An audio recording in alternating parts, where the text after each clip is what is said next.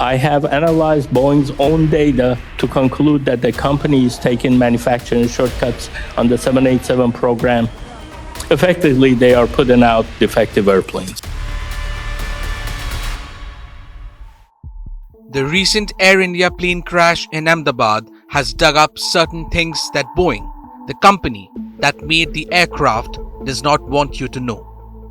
It was supposed to be a routine 10-hour flight from Ahmedabad to London. On board were parents headed to their children's graduations, students beginning new chapters in the UK, families going home after summer visits. Everyone had plans. Everyone had something to look forward to once they touched down. But here's where things went south. Barely minutes into takeoff, the Boeing 787 Dreamliner nosedived into the densely packed Meghaninagar neighborhood. The Mayday call came too late.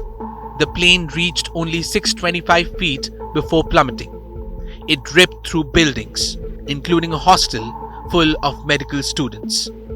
The crash has claimed at least 204 lives. There are no survivors expected. And while rescue operations are ongoing, hope is fading by the hour. While we don't know what exactly caused this crash yet, Boeing, the maker of the plane, has a blood trail of crashes owing to its faulty engineering and offering anyone trying to shed light of its faults. For over a decade now, Boeing, the iconic face of American aviation, has been spiraling into scandal.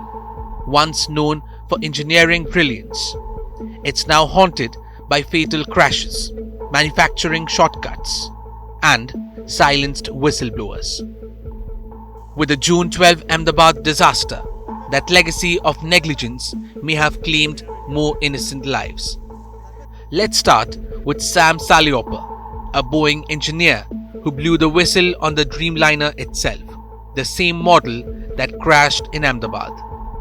I have analyzed Boeing's own data to conclude that the company is taking manufacturing shortcuts on the 787 program that may significantly reduce the airplane safety and the life cycle. Since 2013, there have been serious issues on the 787 program, not properly closing thousands of gaps in its assembly of the fuselage on major joints. Boeing's standard says that these gaps must be closed, usually by a small shim or filler called a shim when they exceed 5/1000ths of an inch. This seems very small. Boeing's PR team like to call it the width of a human hair when you are operating at 35,000 feet. Details are that the size of a human hair can be a matter of a life and death. In a rush to address its bottlenecks in production, Boeing hit problems pushing pieces together with excessive force to make them appear that the gaps don't exist, even though they exist. The gap didn't actually go away, and this may result in premature fatigue failure. Effectively, they are putting out defective airplanes.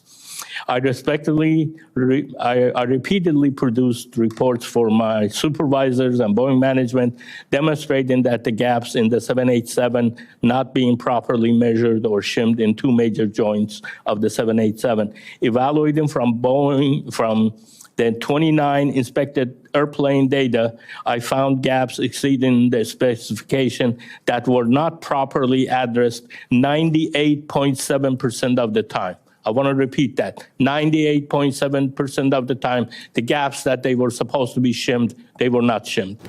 He warned that over time, these rushed assemblies could lead to premature fatigue and possible catastrophic failure. Rather than fixing the issue, Boeing moved him to a different program. Once that, according to him, had similar problems. Then there's John Barnett, a former quality control manager, warned that up to 25% of the emergency oxygen systems on Boeing planes might fail. He claimed that Boeing was installing substandard parts and falsifying paperwork. My concerns are with the 737 and the 787 because those programs have really embraced the theory that quality is overhead and non-value added. So those two programs have really put a strong effort into removing quality from the process. One, this is not a 737 problem, it's a Boeing problem. And I know the FAA's gone in and they've done due diligence and inspections to assure that the door plugs of the 737 are installed properly and the fasteners are torqued properly. But my concern is, what's the rest of the airplane? What's the rest of the condition of the airplane? And the reason my concern for that is back in 2012, Boeing started removing inspection operations off their jobs.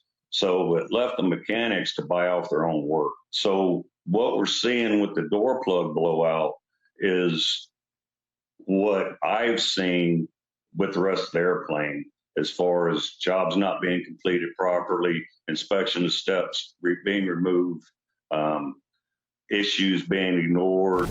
Just days before he was set to testify in a whistleblower case, Barnett was found dead under suspicious circumstances.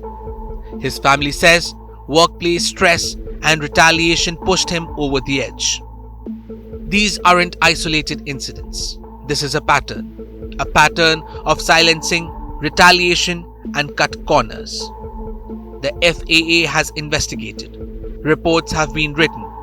Deliveries have been paused. And yet, planes keep crashing.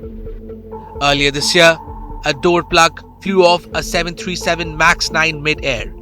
In previous years, the 737 MAX was grounded worldwide after 2 deadly crashes linked to a faulty flight control system.